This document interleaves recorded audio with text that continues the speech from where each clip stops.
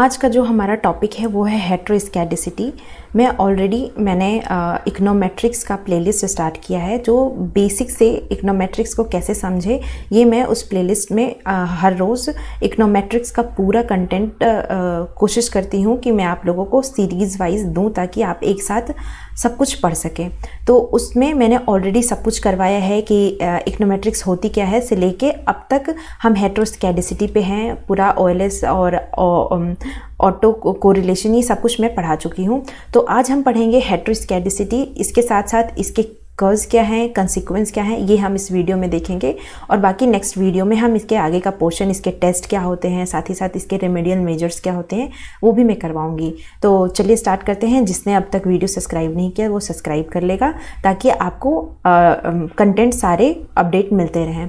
अब हेटेरोस्कैडिसिटी होती क्या है, इसके पहले जब मैं आपको OLS का अजम्पशंस करा रही थी और उसकी प्रॉपर्टीज़ करा रही थी, तो उसमें क्या था कि अगर वो अजम्पशंस या प्रॉपर्टीज़ अगर फुलफ़िल नहीं होते हैं तो आपको अलग अलग प्रॉब्लम्स जनरेट होती हैं। अगर उन अजम्पशंस में से कोई एक अजम्पशंस फुलफ़िल नहीं होगा तो हो सकता है कि ऑटो कोरिलेशन हो जाए आपके मॉडल में, हो सकता है हेटेरोस्कैडिसिटी हो जाए। अब हेटेरोस्कैडिसिटी होती क्या है इसको हम समझेंगे। तो हेटेरोस्कैडिसिटी का मतलब होता है कि हमारा जो वेरिएंस है वो कांस्टेंट नहीं है, यानी कि जो उसका एरर टर्म है वेरिएंस में, variance of error term is not constant. यानी कि अगर वेरिएंस हमारा कांस्टेंट होता तो वो उसको हम बोलते कि होमोस्कैडिसिटी है, यानी कि इक्वल वेरिएंस है। लेकिन जब प्रॉब्लम वेरिएंस में आती है, वेरिएंस हमारे एरर टर्म के कांस्टेंट नहीं होते हैं, तो हम उसको बोलते हैं कि ये हेटेरोस्कैडिसिटी की प्रॉब्लम है।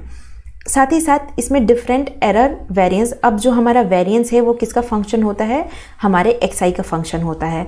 तो इस जो हेटेरोस्कैडिसिटी है ये प्रॉब्लम क्या है, ये फ्लक्चुएटिंग वेरिएशन है एरर टर्म का स्पेशली। और हमारा जो एरर टर्म है वो डिपेंड किस पे डिपेंड होता है, तो वो वैल्यू ऑफ एक्सप्लेनेटरी वेरिएबल पे डिपेंडेंट होता है। अब ये भी देखना होता है कि मैंने ऑलरेडी बताया है कि टाइम सीरीज डेटा क्या होता है, क्रॉस सेक्शनल डेटा क्या होता है।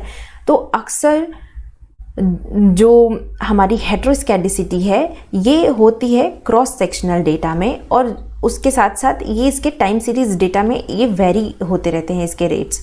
तो अभी हमने पीछे वाले वीडियो में ऑटो कोरिलेशन में देखा कि ऑटो कोरिलेशन में जो प्रॉब्लम होती है वो टाइम सीरीज डेटा में ज़्यादा देखने को मिलती है, जबकि क्रॉस सेक्शनल डेटा में हेटेरोस्कैडिसिटी की प्रॉब्लम जनरेट होती है जहाँ पे हमारा एरर टर्म का वेरिएंस कांस्टेंट नहीं होता है। तो ये तो है हमारी हेटेरोस्कैडिसिटी। अब हेटेरोस्कैडिसिटी अगर मॉडल में है तो वो उसके क्या क्या कारण हो सकते हैं हेटेरोस्कैडिसिटी के होने के हमारे मॉडल में। तो मॉडल में होने के क्या कारण हो सकते हैं कि सभी जो मॉडल हैं वो पर्टेन करेंगे लर्निंग स्किल को और एरर लर्निंग को।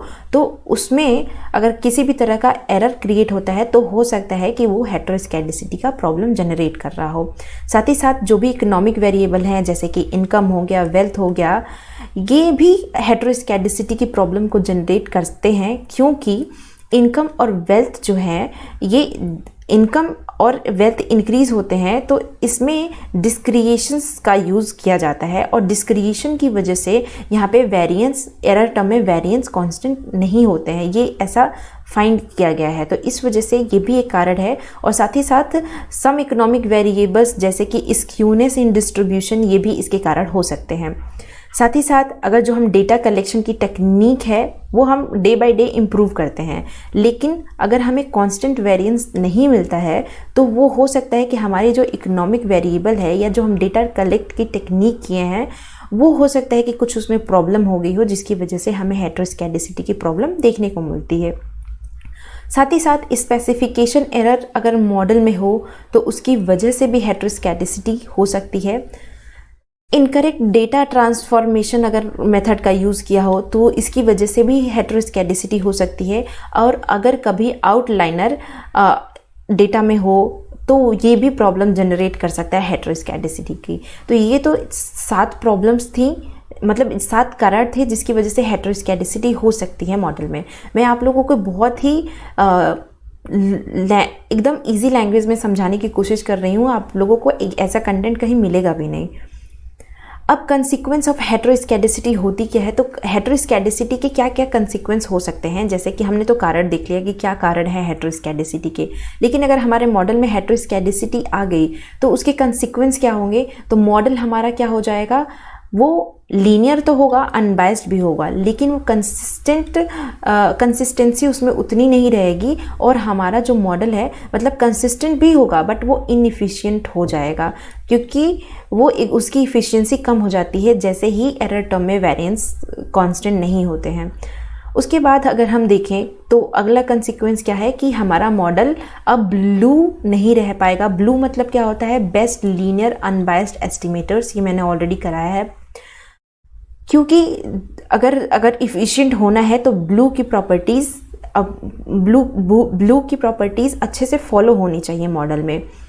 अब जैसे अगर they are not best estimators and the estimators do not have constant variance, यानी कि अगर कांस्टेंट वेरिएंस नहीं होगा तो वो ब्लू की प्रॉपर्टी को अच्छे से पूरे अजम्पशंस को वो फुलफिल नहीं कर पाएगा, और जिसकी वजह से मॉडल कैसा हो जाएगा, इनएफिशिएंट हो जाएगा। और अक्सर आपके एग्जाम में पूछता है कि हेटेरोस्केडेसिटी के कंसिक्वेंस क्या होंगे, क्या वो लीनियर होगा, अनबायस्ड होगा, कंसिस्टेंट होगा या इनएफिशिएंट होगा। तो ये हमें फाइंड आउट करना होता है। मॉडल हमारा लीनियर भी रहेगा, अनबायस्ड भी होगा, कंसिस्टेंट भी होगा, बट ये जो लास्ट जो है वो इनएफिशिएंट हो जाएगा, जबकि हमारा जो अजम्पशन है उसमें हम पढ़ते हैं कि मॉडल शुड बी इफिशिएंट।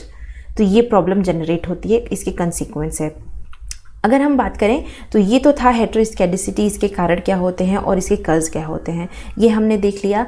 अब हम अगले वीडियो में देखेंगे कि इसके कितने टेस्ट होते हैं जिसे हम डिटेक्ट करते हैं कि हेटेरोस्केडेसिटी प्रेजेंट है या नहीं है, और बाद में हम इसके रेमेडीज़ के बारे में भी बात करेंगे। तो आई होप आप लोगों को ये वीडियो पसंद आई हो। अगर वीडियो पसंद आई हो तो अपने फ्रेंड्स के साथ ज़रूर शेयर करिएगा, और इकोनोमेट्रिक्स को थोड़ा सा आप अगर इतना भी पढ़ लेंगे तो आपको एग्ज़ाम में प्रॉब्लम नहीं होगी। और इकोनोमेट्रिक्स से बच्चों को बहुत डर लगता है, इसकी वजह से मैंने ये सीरीज़ स्टार्ट की है। तो आई होप आप लोगों को पसंद आ रही होगी। Thank you so much and stay tuned for next video.